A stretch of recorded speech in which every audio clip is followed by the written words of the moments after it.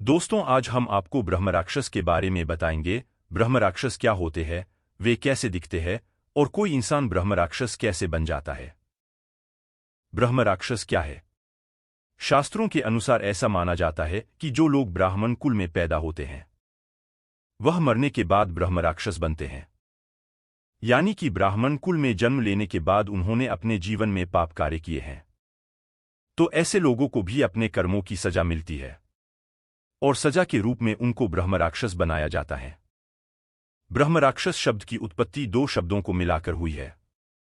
पहला शब्द ब्राह्मण है, जो हिंदू जाति व्यवस्था में सबसे उच्च स्थान पर माना जाता है। वही दूसरा शब्द राक्षस है, जो नकारात्मक शक्तियों से बने हुए दैत्य या दानव होते हैं। इस तरह से ब्रह्म राक्षस का अर्थ है ब्राह्मण का दानव। अगर देखा जाए तो इनका आधा हिस्सा ब्रह्मा यानी देव होता है और आधा हिस्सा दैत्य यानी दानव का होता है। हिंदू धर्म के अनुसार एक मनुष्य के मरने के बाद उसका विभाजन उसके कर्म के अनुसार होता है। भूत प्रेत, पिशाच, ब्रह्म राक्षस, बेताल और क्षेत्रपाल इन सभी भागों में विभाजित होते हैं। फिर इन सभी के उपभाग भी होते हैं। अगर हम पुराणों की माने तो प्रेत 18 प्रकार के होते हैं। इसमें से भूत पहले क्रम में होते हैं, यानी जब किसी व्यक्ति की मृत्यु होती है तो सबसे पहले वह भूत बनता है। इसी क्रम में आगे बढ़ने पर ब्रह्म राक्षस बनते हैं। वे अपने पिछले जन्म की यादों के साथ साथ वेद और पुराणों का ज्ञान अपनी यादों में सहेज कर रखते हैं। ब्रह्म राक्षस के लक्षण कैसे होते हैं?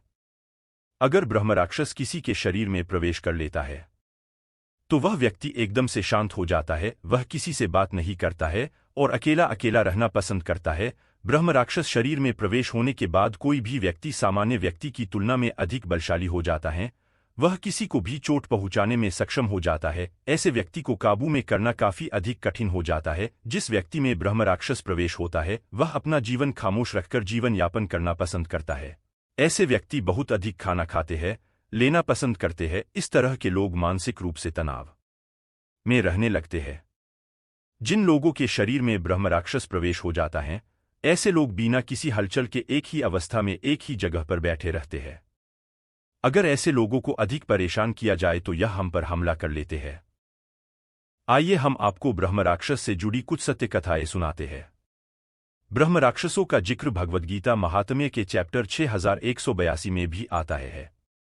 गीता के लेखन के अनुसार कुशीवाला नाम का एक ब्राह्मण था जिसे वेदों और वेदांगों का संपूर्ण ज्ञान था।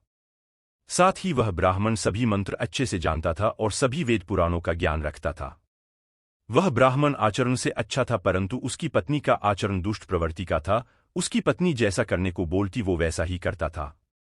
जब भी किसी का कोई कार्य हो तब भेंट में उनकी पत्नी उसे बड़े बड़े उपहार लेने के लिए कहती थी, जिसकी वजह से वह अक्सर महान पुरस्कार जैसे कि भैंस, कालपुरुष और घोड़े इत्यादि ही स्वीकार करता था। अपनी पत्नी के साथ साथ उसमें लालच आ गया था। जो भी उन्हें भेंट के तौर पर मिलता वह उन वस्तुओं को कभी भी दूसरे ब्राह्मणों को नहीं देते थे। मृत्यु के बाद उनकी आत्माएं ब्रह्म राक्षस बन गई, भूख और प्यास से उनकी भटकती रही और अंत में एक पीपल के वृक्ष पर वास करने लगी और ब्रह्म राक्षस बन गई। वहीं दूसरी ओर गजानन माधव मुक्तिबोध की कथाओं के अंदर एक ब्रह्म राक्षस की एक कथा का उल्लेख मिलता है। इस कथा के अनुसार एक बार एक शिष्य काशी के अंदर पढ़ने आता है, लेकिन उसके पास दक्षिणा नहीं होने की वजह से गुरु उसे पढ़ाने से इनकार कर देते हैं। तो वह थक कर वापस बाहर जाने लगता है। नगर से बाहर एक खंडर होता है जिसके अंदर उसे एक बूढ़ा आदमी मिलता है और उसे अपनी परेशानी बताता है। तो बूढ़ा उसे कहता है कि चल तुझे मैं पढ़ाता हूं। शिष्य कई सालों तक उसके पास रहकर उसकी सेवा करता है और जब ज्ञान पूरा हो जाता है तो बूढ़ा कहता है कि मेरे पास जो कुछ था मैंने तुझे उसके बारे में बता दिया।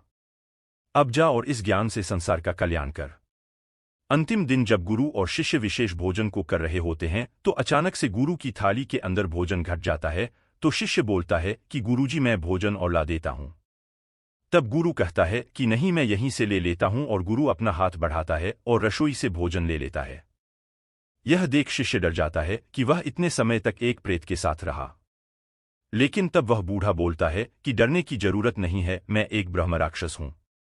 मेरे पास ज्ञान होने के बाद भी मैंने इसको बताया नहीं क्योंकि योग्य शिष्य नहीं मिला। लेकिन अब तू मिल गया है और मेरी आत्मा भी मुक्त हो जाएगी। वही शिव पुराण में भी ब्रह्म राक्षस का जिक्र किया गया है।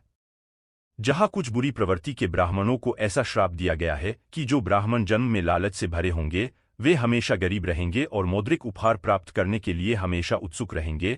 वे ऐसे लोगों का धन स्वीकार करेंगे जो कि दान देने योग्य या उसके अपात्र होंगे, इसलिए वह नरक में जरूर गिरेंगे। हे दक्ष, और उनमें से कुछ ब्राह्मणवादी राक्षस बन जाएंगे।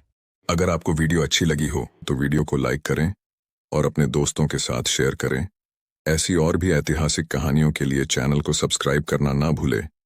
वीडियो को अपना कीमती समय देने के लिए आपका बहुत बहुत धन्यवाद।